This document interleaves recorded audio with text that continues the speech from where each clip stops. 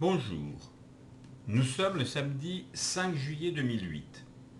Cette semaine, le CAC a terminé à 4266 points, tout rond ici. Il a connu donc une nouvelle baisse, comme je le pensais, de 2,99%, c'est-à-dire presque 3, ce qui commence à augmenter beaucoup. L'analyse de ces cours laisse penser que cette baisse va continuer. Regardez, les cours continuent à s'effondrer. La moyenne mobile et puis les bandes de Bollinger sont orientées vers le bas. Euh, Tout est négatif, absolument, sauf peut-être au début de la semaine, ici avec ce rebond, il va peut-être y avoir une reprise légère du CAC, mais grosso modo, le reste de la semaine, la fin de la semaine risque d'être encore baissière parce que tout est orienté, absolument tout, à la baisse. Alors la semaine dernière, je vous ai présenté l'action Pernod Ricard. Je vous ai dit que cette action avait toutes ses chances de baisser. Effectivement, malheureusement pour Pernod Ricard, je ne me suis pas trompé. Est-ce qu'il va se passer quelque chose de nouveau cette semaine? Je ne pense pas non plus, parce qu'il y a trop de choses qui sont orientées vers le bas. Une nouvelle action, c'est Peugeot.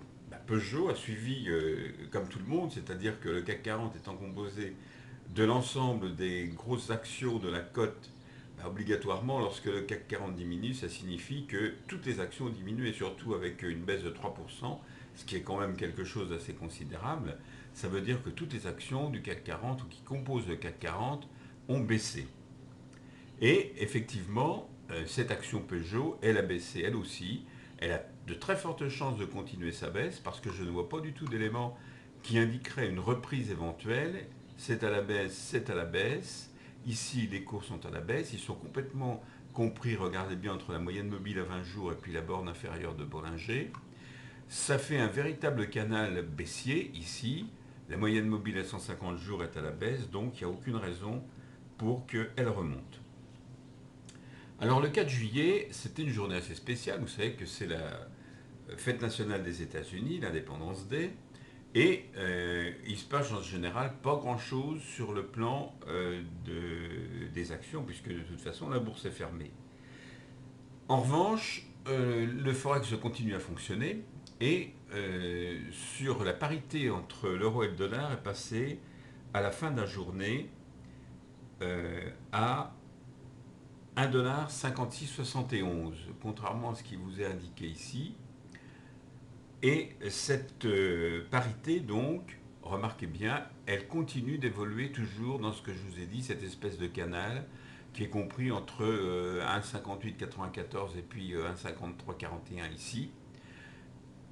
Cette parité repart dans ce sens-là. Je vous rappelle, quand elle repart à la baisse, en fait, cette courbe, ça signifie que le dollar remonte un peu par rapport à l'euro. Mais enfin, ça risque de ne pas durer. Et jeudi 3, alors là, il n'y a effectivement pas eu du tout de travaux sur l'or le 4. Jeudi 3, l'or a terminé à 933,60$ l'once. Son plus haut a été 950$, donc il se rapproche bien, effectivement, comme je vous l'ai dit, des 1000$ l'once. Regardez ce beau mouvement, et rien n'indique qu'il va s'arrêter. Alors cela dit, je vous souhaite de passer une excellente semaine boursière et je vous dis à la semaine prochaine.